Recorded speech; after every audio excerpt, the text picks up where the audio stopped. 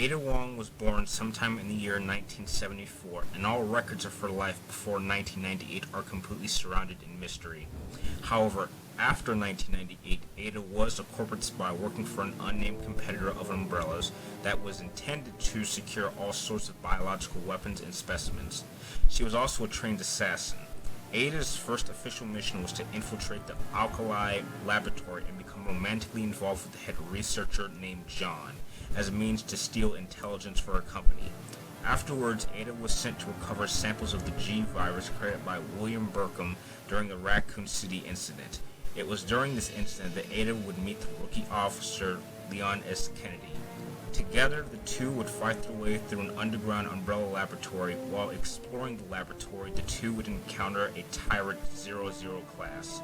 Although Ada was successful in helping Leon defeat the creature, she suffered a fatal injury and supposedly died.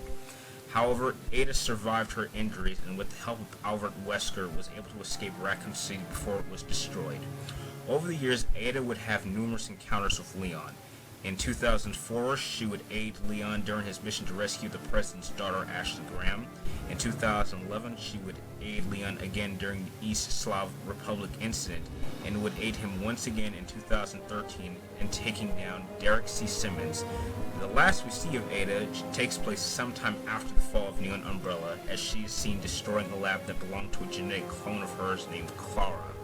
And as she walks away, she receives a call from an employer offering her a new job, in which Ada gladly accepts. Jill Valentine was also born in 1974, and during her early life was a part of the United States Army Delta Force training program. After she was recruited by Albert Wesker to join STAR's Alpha Team in 1998, Jill took part in the infamous Manson incident. It was one of the few survivors, along with fellow STARS members Chris Redfield, Barry Burton, and Rebecca Chambers. 2 months later, Jill was stationed in Raccoon City when a T-virus outbreak occurred. During the Raccoon City incident, Jill would be hunted by the experimental BOW known as Nemesis. Jill Valentine would survive her many encounters with Nemesis, and along with a few other survivors would escape the city before its destruction. In 2003, Jill would team up once again with her longtime friend Chris Redfield, and together the two would travel to Russia and would destroy the last secret facility owned by Umbrella. After the fall of Umbrella, she, along with Chris and 9 other members, would create the BSAA. Over the next 3 years, the BSAA would operate across the world, taking down all of Umbrella's old rival companies. However, in 2006, Jill and Chris were investigating Oswald E. Spencer's residence, and there the two would encounter and engage their old STARS team leader, Albert Wesker. The two were easily defeated, but before Wesker could deliver the final killing blow to Chris, Jill tackled Wesker through the window and the two fell into a deep crevice. After the BSAA spent 3 months searching for her body, she was declared dead on November 29, 2006. However, Jill had not died in the fall, but had been recovered by Albert Wesker and experimented on for 3 years to create the Ouroboros virus. In 2009, Jill's longtime partner Chris was on a mission with fellow BSAA agent Sheva Alomar to prevent an outbreak of the Ouroboros virus. During their mission, the two would encounter a now mind-controlled Jill Valentine. Jill would attack Chris and Sheva, but thanks to Jill's memories, this gave Chris and Sheva the opening they needed to remove the mind-controlling device off of Jill's chest. After Chris and Sheva moved on to stop Wesker, Jill would encounter fellow BSAA agent Josh, and together the two of them would reunite with Chris and Sheva, giving them a pair of RPGs, delivering the final blow to Wesker, bringing his reign of terror to an end. What's up again, guys? Brian here at 3TR, and I'm here to present my 7th Versus Series matchup. This time we got ourselves a good old-fashioned catfight pitting the two most prominent female badasses of the Resident Evil franchise against each other. So, without further ado, let's find out who the real queen of the Resident Evil franchise truly is, as I pit Ada Wong, the woman in red, against Jill Valentine, the survivor. Let us begin by comparing them physically.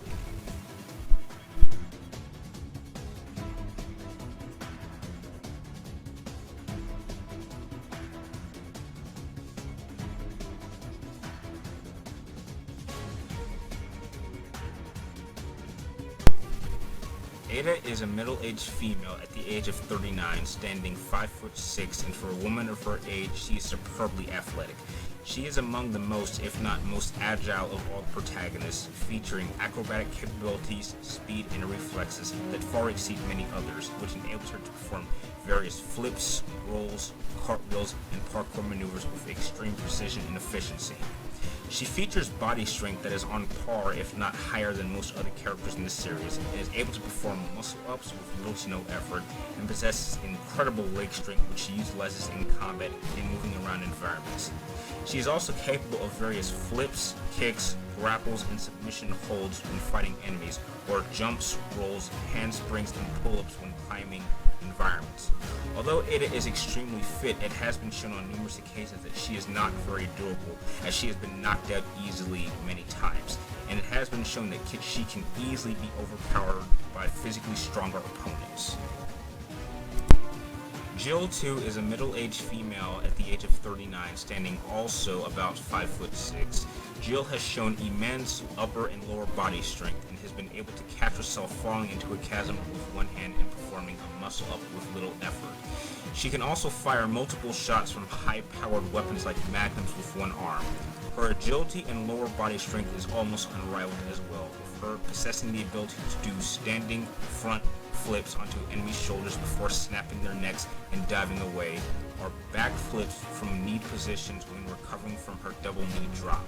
Her reflexes and speed are immense as well, and with her being able to disarm Barry in a fraction of a second, quickly dodging many attacks from BOWs in Resident Evil 3, and has been able to jump off a car and transition into a horizontal wall run in a mini skirt and boots. Jill's durability is also immensely high, and she has been shown to have been thrown around by Nemesis, knocked on her ass by Wesker with his super strength, and has powered through dozens of physical strikes from various BOWs over the course of her life and has recovered rather quickly. Both Ada and Jill are in insanely good shape, and a few of their factors in terms of physical properties actually exceed that of their male counterparts. But in this particular contest, I would have to give the slight edge to Jill. The main reason being is that both Ada and Jill's physical build are designed for different purposes. As a spy, Ada's body is built to be as evasive as possible. She's as strong as she needs to be to avoid getting hit, but when she is hit or forced to go head-to-head with an opponent, she will immediately be at a disadvantage. Some may point out that she performed quite well in her fight against Krauser in Resident Evil 4, but you have to remember is that by that time, Krauser had already been defeated by Leon, and so he was at a much weaker state. Along with that, Ada had also been knocked unconsciously quite easily by both Sadler in Resident Evil 4 and Derek C. Simmons in Resident Evil 6. While Jill may not be nearly as agile as Ada, she is clearly agile enough to keep up with Ada. She is also strong enough to power through physical strikes. Being trained as a soldier means that Jill was very used to head-to-head combat. This is a woman that went head-to-head against Nemesis numerous times and was able to not only survive an encounter against Wesker, but was able to catch him off guard and tackle him through a window. To put things in perspective, Ada has the physical build of an Olympic gymnast, while Jill has the build of a professional UFC women's fighter.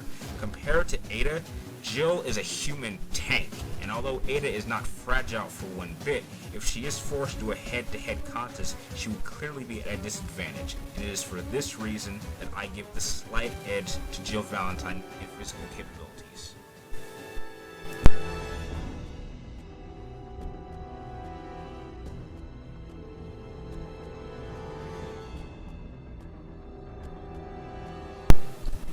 Ada, being trained to be a cunning spy, possesses great intelligence skills and is always ahead of her opponents and in some cases her allies. Being a highly trained assassin, Ada is immensely skilled in hand-to-hand combat. She has also been shown to engaging highly trained opponents like Krauser. However, she has been caught off guard, like when she intercepted Leon during his mission to rescue Ashley Graham in Resident Evil 4. Ada was also trained in various forms of weaponry, ranging from modern firearms, which included handguns, sniper rifles, and crossbows, to melee weapons like knives. Despite her proficiencies, Ada seems to favor small arms weapons such as handguns and machine pistols, which she wields with deadly proficiency and accuracy, able to strike down targets from alarming distances. Jill, being in the Delta Force program, has learned to use and become proficient with a variety of firearms. Her aim is extremely accurate, evident by her landing a headshot on a Magini from 200 plus yards from a moving helicopter. It is said that while she suffers from increased recoil due to not having as much strength as her partner, due to her Delta Force training, her accuracy is unrivaled. Jill's hand-to-hand combat ability is impressive, with her body officially being described as small but muscular, and her fighting to have been said to be highly toned. She compensates for her relatively slight stature in comparison to her male counterparts with her immense speed and flexibility when fighting, favoring the use of kicks and grapples over using her fists.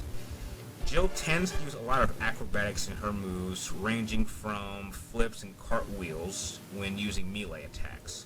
When she uses a knife, Jill is extremely proficient as well. Contrary to most characters, Jill favors a stabbing motion with her blade rather than a slabbing motion. This features a smaller radius of attack, but allows her to attack significantly faster than other characters. When comparing the martial skills of Ada against Jill, one can see that despite them being very similar, they both specialize in one field or another, which puts them at polar opposites. In Ada's corner, it is clear that she is the better hand-to-hand combatant. Ada's combat skills have been presented to have much more field experience than Jill. Ada has been in a series of fights against other hand-to-hand combat experts such as Leon S. Kennedy, Krauser, and most famously, the Eastern Slav Republican president. And although the sources clearly state that as a combatant, Jill's skills are highly honed, I do not believe that Jill has actually used these skills on missions very often. She does not use them against zombies, she'd be crazy to try to use them against Nemesis, and she really didn't fare too well against Wesker despite the fact that she was fighting alongside Chris Redfield. Now where Jill clearly outclasses Ada is in marksman skills. Although Ada is a very skilled markswoman in her own right, there is no evidence to support that Ada has spent a great deal of time putting these skills to work in extreme circumstances. But Jill has spent 8 straight years from the Manson incident to Raccoon City to the Spencer Mansion putting her skills to work. And it also shows that despite being experimented on for 3 years by Wesker, her mark skills had not weakened one bit, and her accuracy has been dubbed unrivaled, which means that there is a solid possibility that Jill Valentine may have the best shot in the entire Resident Evil franchise. So in this particular contest, what is better? Marksman skills or hand-to-hand combat? Personally for me, I would have to say marksman skills are slightly more important. A contest like this will simply start off as a gunfight first, then become a close quarters fight. So if Jill was able to cause any kind of injury to Ada, that would heavily affect Ada's ability to fight at close range. And if anyone in the entire Resident Evil franchise could hit Ada, despite her specialized training, it would be Jill.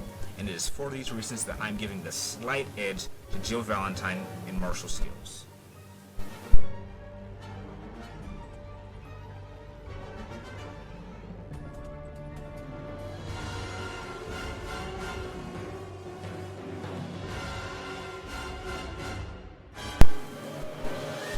Now, when comparing the armament set for both Ada and Jill, I found it a bit difficult because their collection of weapons has changed over the years.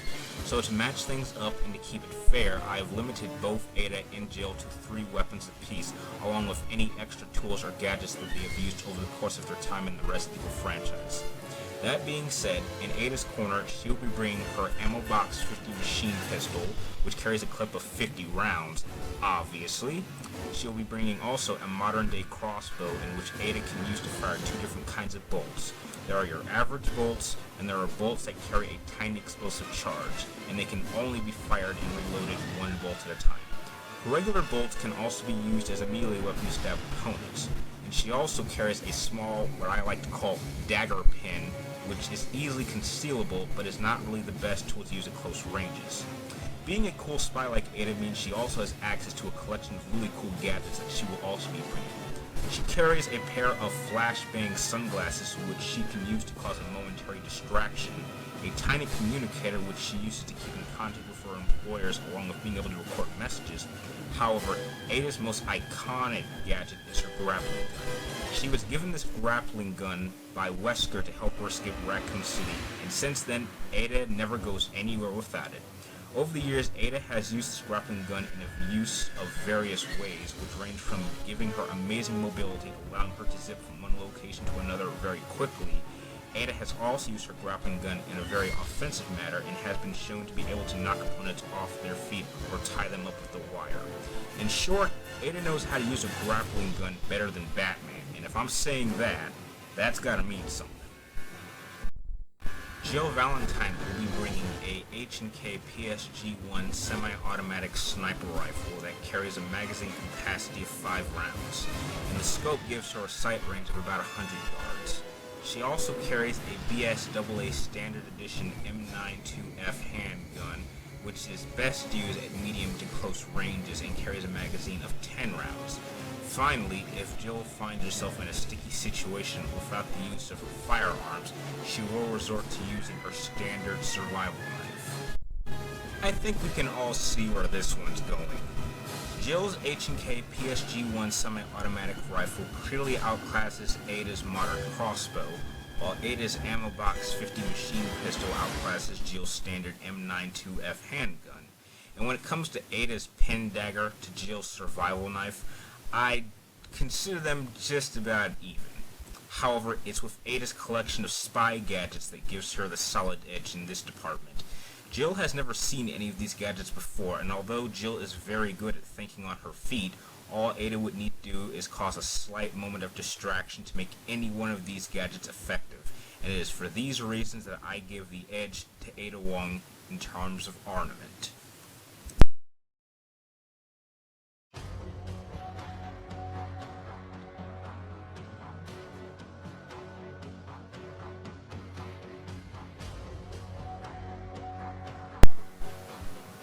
When trying to determine Ada's tactics, it really comes down to how she was trained and how she has used her training in the field. As a spy, I have to believe that Ada is at her weakest when she is forced into a head-to-head contest. This has been shown in her numerous encounters against Tyrant, Sadler, and Simmons. This also plays into the notion that Ada is much stronger when she fights alone. It seems that every time Ada has gone out of her way to save someone and ends up placing herself in danger, it always seems to backfire for a time. However, that's not to say that she's completely useless in this form of combat, as it is clear that with her experience in serious, difficult scenarios, she is more than capable of holding her own for a time, and she shines more when she relies on stealth tactics and her ability to set up scenarios and put her at an advantage without her opponent realizing it. An X factor that also plays in Ada's tactics is her resource and information. By having up-to-date intel on a current situation, this would better prepare Ada Wong for whatever situation she finds herself in. Due to Jill's years of training in the Delta Force program and then having extensive experience during her time with stars in the BSAA, it is clear that Jill is perfectly capable of dealing with any threat she encounters head-to-head, whether it's up against a large opponent or groups of enemies. Jill's several encounters against BOWs shows that Jill is a master at thinking on the spot and using whatever tool she has available to her advantage, whether it's her own personal gear or the environment itself. Her well-developed skills sets leave her prepared to deal with just about any scenario.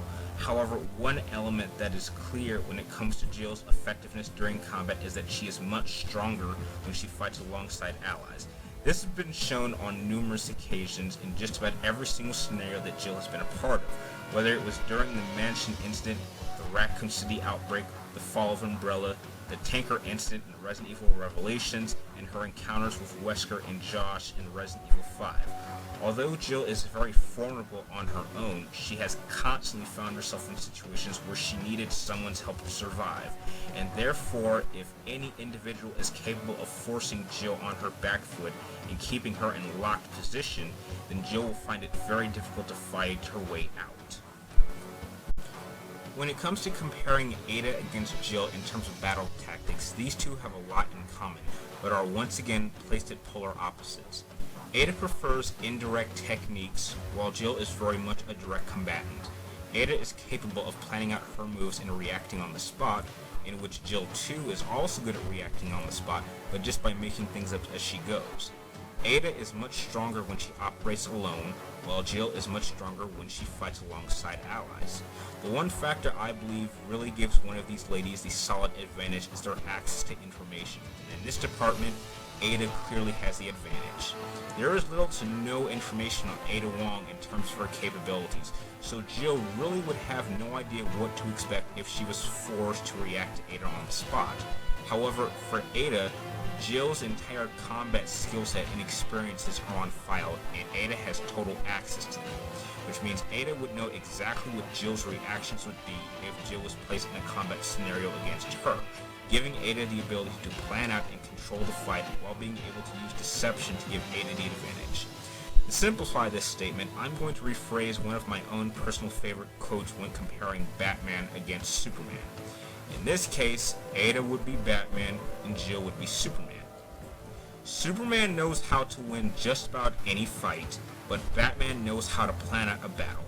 By planning out this fight, Ada would be able to control Jill's actions and force her to do exactly what Ada wants her to do. All Ada would need to do is take away Jill's options in combat and force her into a corner, or trick her into making a mistake, and once Ada has performed one of these tests, all she would need is one solid opening. And it is for these reasons that I am awarding the edge to Ada Wong in terms of battle tactics.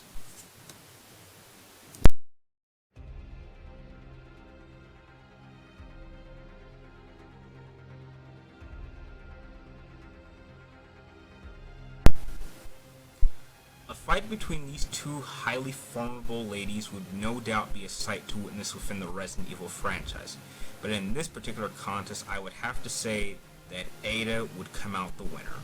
A fight like this is a basic example of brains over muscle. Yes, in terms of physical terms, Jill is slightly more prepared for this type of encounter, and yes, in terms of martial skills, I do believe that marksman skills are more valuable than hand-to-hand combat skills, but Ada has the two clear advantages that I believe are the key to winning any serious engagement. Ada knows how to win and has all the right tools and skill sets to obtain victory. Jill herself is very smart in combat, but her tactics are more based on simply reacting to what her opponent is doing and making things up as she goes. But if she is facing someone who knows exactly how she will respond in combat, then Jill will be at a serious disadvantage and not even realize it until it's too late. And with Jill's entire combat set open for total access, Ada is just the kind of person who could pull this off. Let's say that this fight takes place in an abandoned warehouse and Ada and Jill are standing 50 yards away from each other. The fight would start off with Jill running to a sniper's position and begin firing shots at Ada with her H&K rifle. Ada would immediately pull out her grappling gun and would zip line to a higher position and begin firing down at Jill's position with her machine pistol. Jill, not wanting to kill Ada, fires around and hits Ada's machine pistol right out of her hand. Ada immediately ziplines to another location, however, as Ada is in mid-flight, Jill is able to fire off another round and hits Ada right in the leg. Ada makes it to her desired location, but drops to one knee due to the injury. She begins loading an explosive bolt round with her crossbow. She quickly pulls out of cover and fires the explosive bolt less than a foot away from Jill's location. Jill immediately drops the H&K rifle and jumps out of the area to dodge the explosion. Jill is now on the same side of the warehouse as Ada and draws her M92F handgun. Jill knows exactly where Ada's location is and begins hearing Ada's voice as she is talking about the current situation. Jill turns the corner of Ada's location, but all she can see is an abandoned crossbow and a communicator playing a recording. Jill realizes it's a decoy, but Ada immediately drops down from the ceiling after having used the grappling gun to pull herself to the ceiling and using the explosion from the explosive bolt to cover up the shot from the grappling gun. Ada manages to kick Jill's gun out of her hands and attempts to follow up by kicking Jill with her injured leg, but Jill catches Ada's leg and throws her to the ground. Ada attempts to get up, but Jill pulls off a running knee to Ada's face, knocking Ada to the ground once again. As Ada begins crawling away, Jill draws her knife and walks now towards a crawling Ada and shouts, "Ada Wong, you're under arrest." While Ada continues to crawl away, she pulls something out of her shirt and replies, "Okay, Jill, but first, catch." Ada throws her sunglasses at Jill, and as a reflex, Jill grabs them. Suddenly, the glasses explode, revealing to be a flash bomb. Jill drops her knife, now blinded, and Ada immediately draws her individual standard bolt and her pin dagger and stabs Jill in the left and right kneecaps. Jill drops to her knees in pain, Then Ada pulls out her grappling gun one last time and whacks Jill across the back of the head, knocking Jill out. Ada ziplines out of the warehouse, injured, battered, but victorious. I declare Ada Wong, the woman in red, the winner. Hope you guys enjoyed this versus series matchup, and please remember that this outcome was my own personal opinion. If you have any responses, don't be afraid to comment down below, and if you like this video, feel free to like and subscribe to keep track of me in my future versus series matchups. And like always, thank you guys for watching, you're awesome, and now here's a sneak preview of my next versus series matchup. I can see you perfectly from here. I told you I'd never quit the hunt. Now you're mine. I am the end. I am here to send you to your ultimate fate. You'll make a fine quarry for my final hunt.